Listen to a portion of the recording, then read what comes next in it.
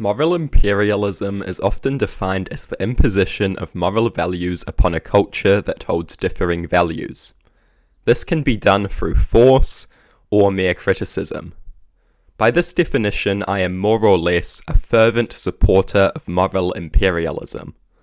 Of course, it depends who is doing the imperialism. I only support moral imperialism if the moral values being enforced and promoted are good moral values. But there is no inherent evil to moral imperialism, and only a fool would suggest that there is. To suggest that moral imperialism is unacceptable is necessarily an endorsement of immorality. It is a defense of honor killings. It is a defense of female genital mutilation. It is a defense of public beheadings. It is a defense of cruelty, barbarism, and evil. It is a defense of every immorality on this earth, if only one culture embraces it. It is necessarily a defense of many of the greatest immoralities this world has ever known, and it is disgusting. It is most unfortunate that moral imperialism had to be tainted with that most negative word that makes up its latter half. It is less imperialism and more liberation, if done correctly.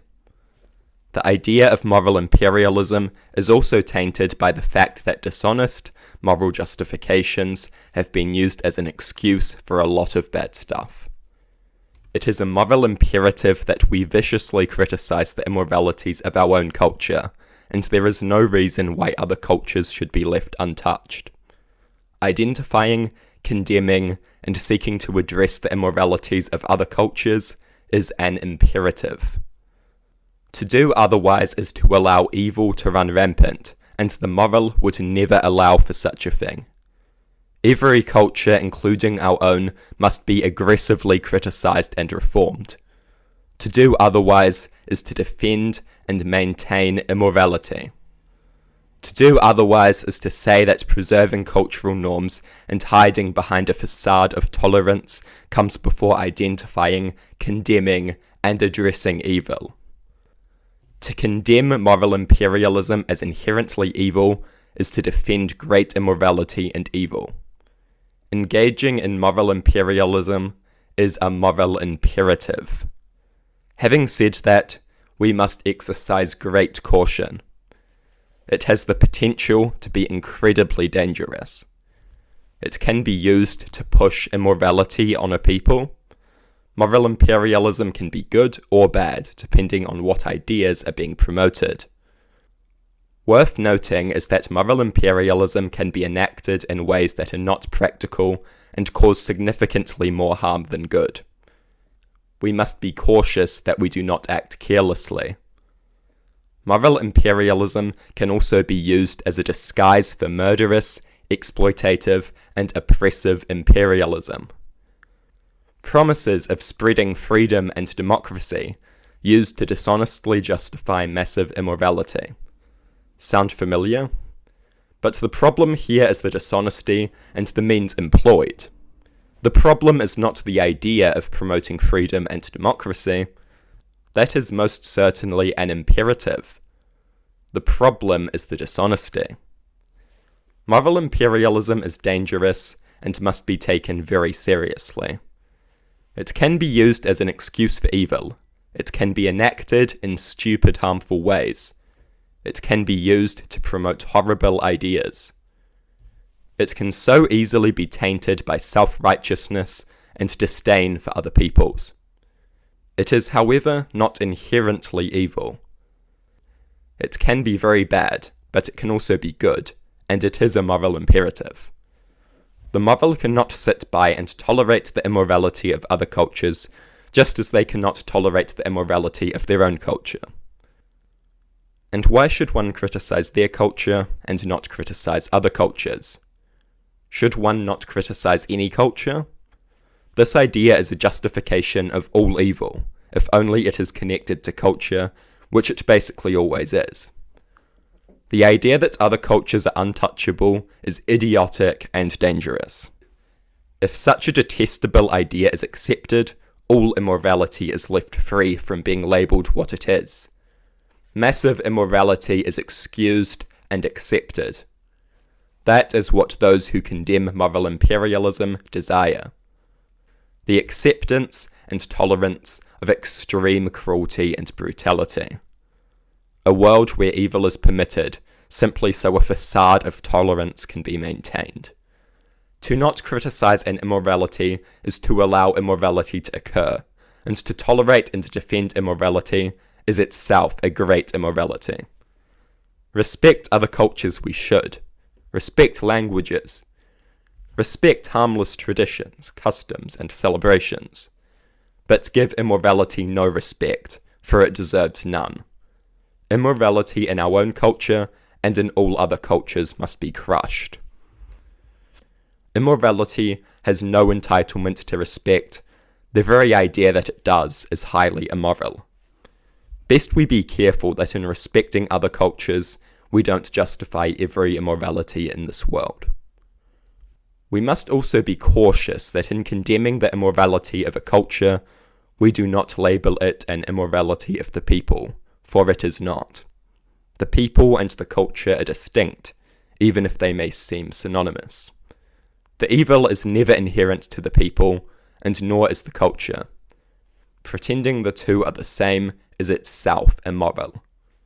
Immorality must be criticized in useful, productive ways, not ways that set the stage for further immorality. The idiotic conflation of a culture and people is highly racist when both sides engage in it. Both those who condemn the immorality of a race and those who defend immorality on the grounds that criticizing it is racist.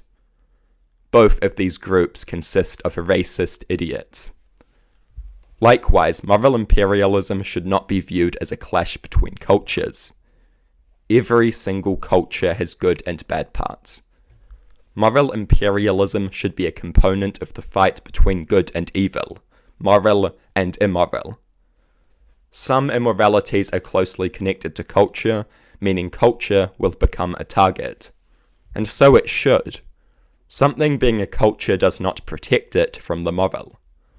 Moral people will never tolerate extreme immorality on the grounds that it is tradition or custom. To do so is to embrace immorality.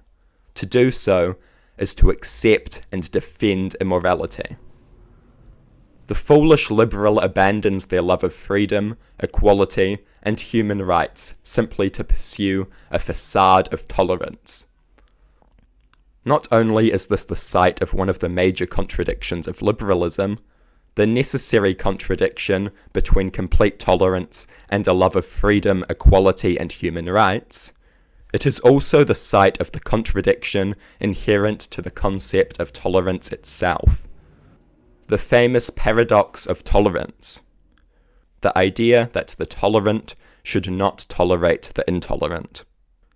To tolerate intolerance is to give it power and undermine the very idea of tolerance. Tolerance, I believe, has no inherent value. Tolerance can be good or bad. Tolerating LGBT people is good, because LGBT people don't harm anyone, and tolerating them will improve their lives.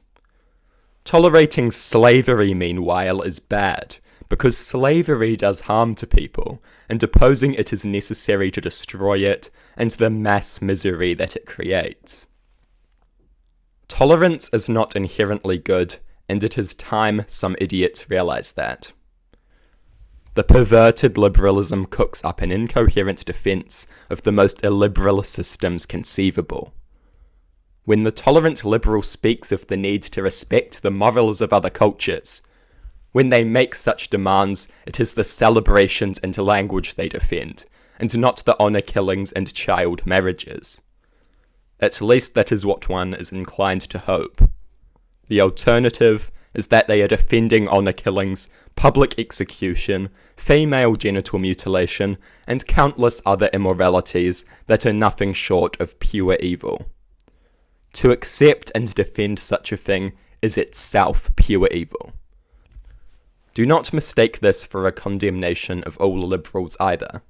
I think a good liberal will prioritize ideals such as freedom, equality, and human rights over some moronic conception of tolerance.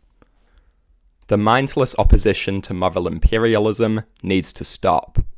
There is nothing inherently wrong with moral imperialism. We must be massively cautious with how we engage in it, but it is not necessarily a bad thing. Moral imperialism is not inherently evil. In fact, it is a moral imperative. We must viciously criticize other cultures, as well as our own. Anyone who says otherwise is either using a different definition to me, or is an immoral piece of garbage. A spineless, immoral fool who will accept and permit evil, so long as doing so makes them feel tolerant. Such a person will defend any immorality, so long as you can tie it to a deranged idea of tolerance.